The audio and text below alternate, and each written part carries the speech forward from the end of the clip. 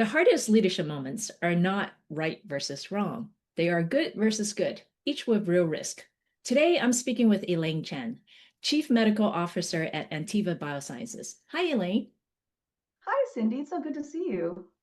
In your experience, how do you navigate trade-offs when each path carries real risk? That is such a good question. And I think it's a question that every leader grapples with at some point. And often in certain sectors like biotech, it happens quite frequently.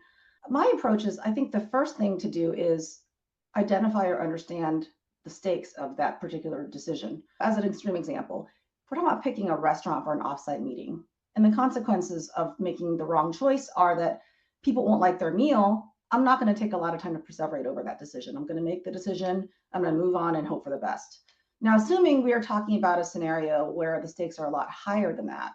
So thinking about something like hiring somebody for a key leadership role at the company, maybe choosing a development candidate you're going to take forward for your biotech company, then I would go through more of a process of asking some key questions.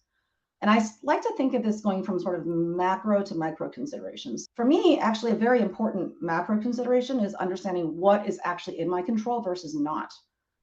We often like to think we control everything. And in reality, we need to understand that there's a lot we cannot control and just accept that we can sometimes make what is the best decision truly was the best decision, but maybe doesn't work because of things we just can't manage. And that's just important to understand up front. For me, that takes a little bit of the stress out of it because you manage what you can manage and you don't worry about the rest. After that, I think the next question that's really important is understanding what is my priority. Maybe there's more than one, but what is the most important thing I have to respect, and how do each of the options I'm considering serve those priorities? The next thing is, what are the benefits I expect of each option? What are the risks? And then before I really sit down, I think about how much time I actually have for the decision. If I have the luxury of time, I really like to talk to all the stakeholders and get more advice from people who've done this before me, regardless of how much time I have.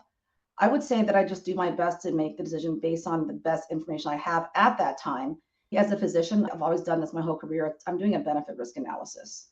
As a technique, I love whiteboarding. That's my go-to for tough choices. And then at the end of all that, once we've made the decision and I've aligned with the team, I think it's also really important to try to avoid second guessing ourselves. Making decisions is difficult. It's very easy to go back and second guess yourself, but then you're kind of stuck in this loop of not being able to then react or perhaps mitigate the risks that you've identified in your decision. And so that for me is sort of time that's not well spent.